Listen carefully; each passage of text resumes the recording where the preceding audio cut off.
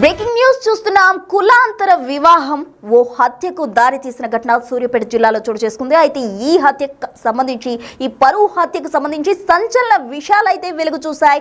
సూర్యాపేట జిల్లాలో ఎవరైతే వాళ్ళ బిడ్డను వివాహం చేసుకున్నారో ఆ వ్యక్తిని చంపేశారు. దీనికి మొత్తానికి స్కెచ్ గీసింది ఒక ముసలావిడ.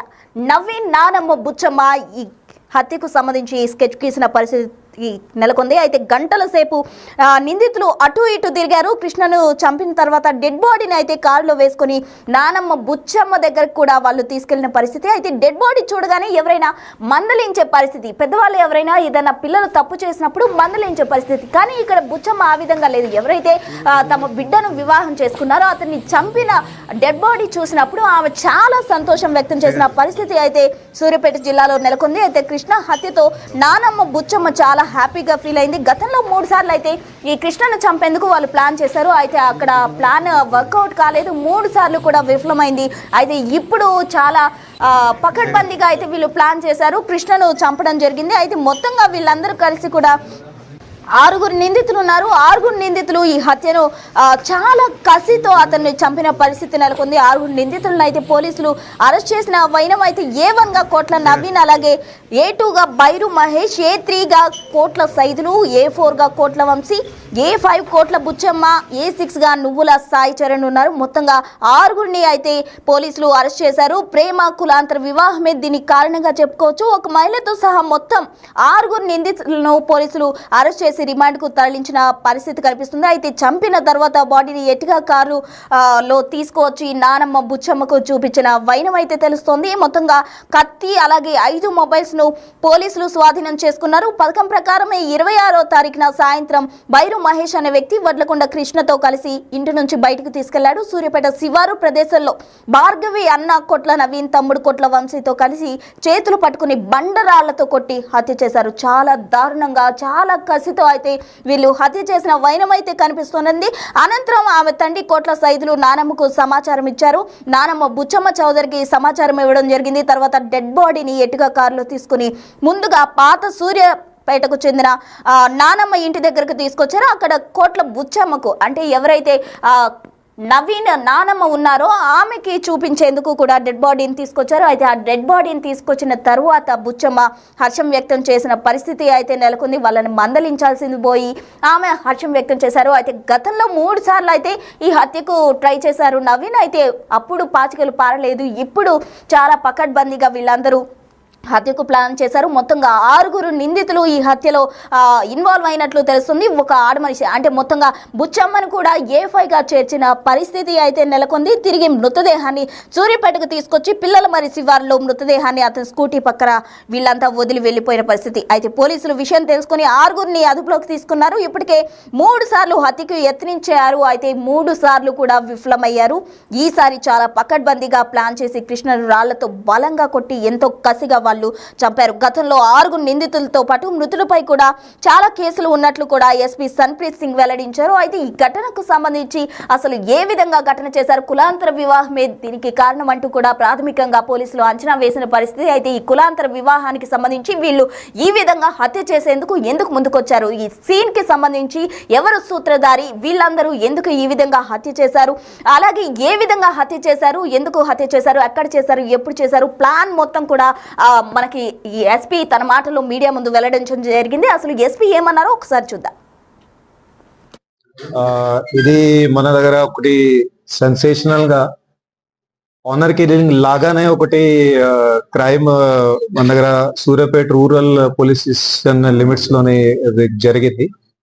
ఇది బేసికలీగా మర్డర్ మరియు SC/ST యాక్ట్, అట్లాగే కాన్స్పిరసీ, ఇవన్నీ సెక్షన్స్ కి ఏదైతే కేసు నమోదైంది. సో బేసికలీ అది 26 జనవరి నాడు సాయంత్రం అండ్ లేట్ నైట్ ఆ టైంలలో ఇది క్రైమ్ రిపోర్ట్ అయింది. సో బేసికలీ దీంట్లో ఏమైంది, డిసీజ్డ్ ఎవరైతే ఉన్నారో డిసీజ్ కి ఒక అమ్మాయి తోటి లవ్ మ్యారేజ్ అయింది. అది ఇంటర్ కాస్ట్ మ్యారేజ్. అది వాళ్ళు కొన్ని నెలల క్రితం అది మ్యారేజ్ చేసుకున్నారు. సో చేసినాక అప్పుడు వాళ్ళకి కొంచెం కౌన్సిలింగ్ చేయడం జరిగింది, 2 ఫ్యామిలీలకి కూడా. సో అప్పుడు వాళ్ళు ఓకే ఉంటామని అట్లా కూడా వాళ్ళు చెప్పారు. సో అప్పటి నుంచి అది వాళ్ళు ఇక్కడే మన జిల్లాలోనే ఉండి ఇక్కడ నివాసం చేస్తున్నారు.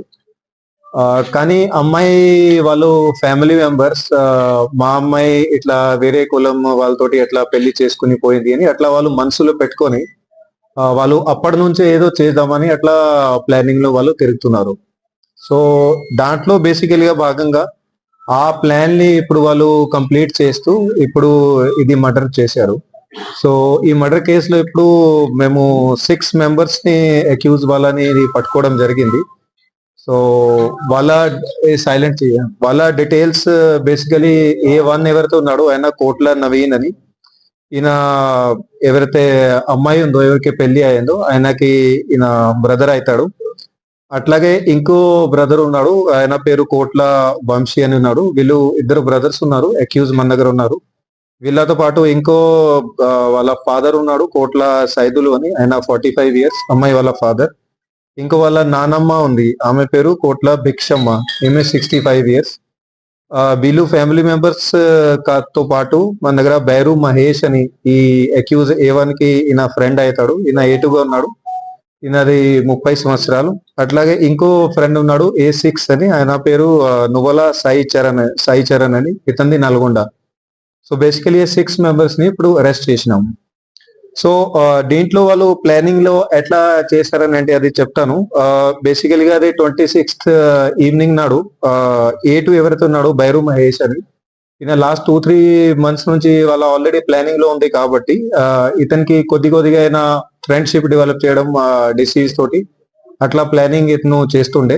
సో ఆ ప్లానింగ్ లో కొద్దిగా ఇతనికి డిసీజ్ కి దగ్గరికి వచ్చి ఆ రోజు ఇతను 26 నాడు ఇతను చెప్పిండు దట్ ఏదో ఒకటి పని కోసం ఏదో బిజినెస్ అట్లా డిస్కస్ చేస్తామని. సాయంత్రం పూట అతనికి ఇతను ఊరు దగ్గరికి పిలిచిండు.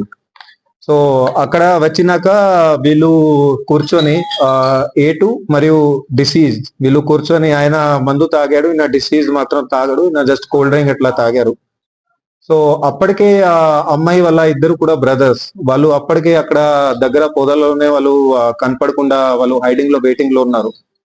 సో అక్కడ వీళ్ళది చిన్నది పార్టీ లాగా మొత్తం మాట్లాడినాక అది దాదాపు 8:39 అప్పుడు అయింది. సో ఆ ప్రాంతంలో అతను వెళ్ళిపోయినప్పుడు జస్ట్ అతను బయలుదేరినప్పుడు ఇతను ఎవరైతే అక్కడ పొదలు ఉన్నారో వాళ్ళ ఇద్దరు బ్రదర్స్ వాళ్ళకి ఇమీడియట్లీ గారి కొంచెం ఇది ఇట్లా ఇషారా చేసి ఇట్లా పిలిచిండు. సో పిలిచినాక ముగ్గురు కూడా ఇతను స్కూటీ ఎప్పుడైతే ఎక్కాడు డిసీజ్ అతని మీద దాడికి దిగారు ముగ్గురు కూడా. సో అతన్ని అక్కడే స్పాట్ లోనే వాళ్ళు చంపడం జరిగింది. ఏం ఆయుధాలు ఏం వెపన్ అక్కడ ఏం వాడలే వాళ్ళు, జస్ట్ అట్లా చేతులతోనే అతన్ని చంపడం కొట్టడం అట్లా మొత్తం చేశారు. బాడీ మీద ఇంజరీస్ కూడా ఉన్నాయి, అది అంతా చేతులతోనే జరిగింది అది. సో దాని తర్వాత వెంటనే ఇతను A1 వాళ్ళ ఫ్యామిలీ మెంబర్స్ కి, తన ఫాదర్ కి, తన నాన్నమ్మకి వాళ్ళకి వెంటనే ఇతను ఇన్ఫార్మ్ చేసిండు దట్ ఇట్లా చేసేసామని, ఆల్రెడీ చంపేసినామని. వాళ్ళు కూడా వెరీ గుడ్ అని అట్లా చెప్పారని అట్లా ఉంది.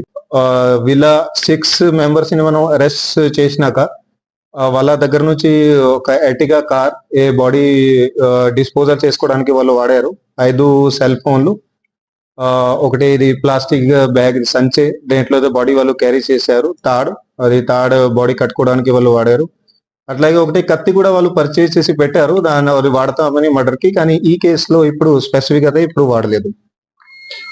ఇంత ముందు కూడా వీళ్ళది ప్లానింగ్ ఆల్రెడీ ఉంది కాబట్టి లాస్ట్ కొన్ని సార్లు కూడా వాళ్ళు ప్రయత్నం చేశారు. ఇంత ముందు కనీసం వాళ్ళు 3 times ఆల్రెడీ ట్రై చేశారు ఇతన్ని చంపడానికి. కానీ అప్పుడు వేరే కారణాల వల్ల అది పబ్లిక్ అక్కడ ఎక్కువ మూవ్మెంట్ ఉంది, అప్పుడు వాళ్ళు చేయలేకపోయారు. అదర్వైజ్ వేరే పాసిబిలిటీ వాళ్ళకు కుదరలేదని అట్లా అయింది. సో ఈయనకి ఎప్పుడు కూడా డౌట్ పడలేదు, అదర్వైజ్ ఈయన అలర్ట్ అయి మాకి చెప్తే అప్పుడే యాక్షన్ తీసుకునే వాళ్ళని.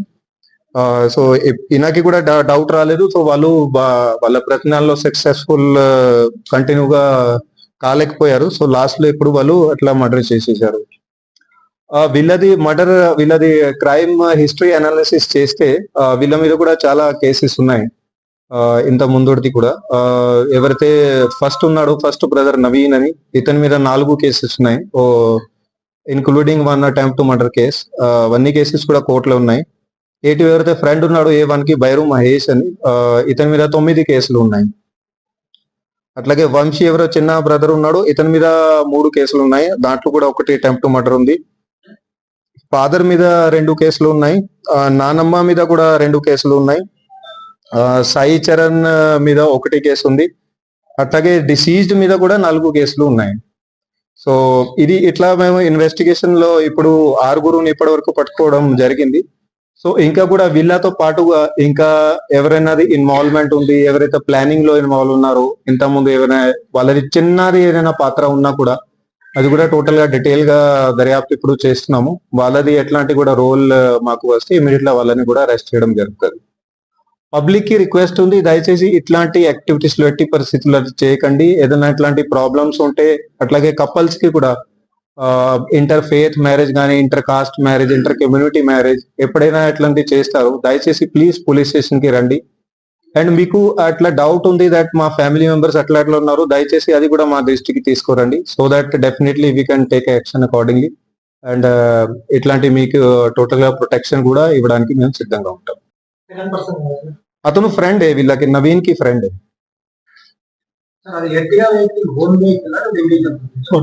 ఓన్ వెహికల్ ఉంది. మెయిన్ ఇంటెన్షన్ వాళ్ళ నాయనమ్మ ఉంది, నానమ్మది కూడా ఉంది, ఫాదర్ ది కూడా ఉంది. వాళ్ళు కొంచెం వాళ్ళకి ప్రొవోకేట్ చేశారు దట్ ఆల్రెడీ ఇట్లా మీ సిస్టర్ ఎట్లా పోయింది. సో ప్రొవోకేషన్ అయితే ఉంది. పరువు వస్తే టెక్నికల్ జనరల్ డిక్షనరీ డెఫినేషన్ పరువు వస్తే అంటే సొంత ఫ్యామిలీ మెంబర్ ని చేస్తారు. వనరికల్ అంటే సొంత ఫ్యామిలీ మెంబర్, మోస్ట్లీ అమ్మాయిలని ఉమెన్ని అట్లా చేస్తారు ఆ డిక్షనరీ డెఫినేషన్ ప్రకారంగా. ఓకే, సో అందుకని నేను అన్నా ఆనర్ కిల్లింగ్ లాగా ఉంది. ఓకే, బేసికలీ కాస్ట్ యాంగిల్ బట్టి దట్ మా సిస్టర్ అట్లా పోయింది, ఆమె తోటి వేరే కాస్ట్ తో పోయింది, అది మైండ్ లో పెట్టుకుని వాళ్ళు చేశారు. వివాహం ఓ వ్యక్తిని హతమార్చే దాకా వచ్చింది. ఒక 6గురు మనుషులను నిందితులుగా చేసే పరిస్థితి నెలకొంది. అంటే ఇప్పుడు కూడా ఈ కులాంతర వివాహాలు పట్టించుకోవడం, హత్యలు చేయడం ఇవన్నీ ఈ జనరేషన్లో కూడా జరుగుతున్నాయంటే మనుషులు ఇంకా మారలేదనేది వ్యక్తమవుతుంది. అసలు ఇంకా ఈ జనరేషన్లో కూడా ఇటువంటి జరగడం కరెక్ట్ అంటారా? ఈ కులాంతర వివాహాలు అనేది సమర్థించే వాళ్ళు ఎవరు, సమర్థించిన వాళ్ళు ఎవరు? కామెంట్ చేయండి.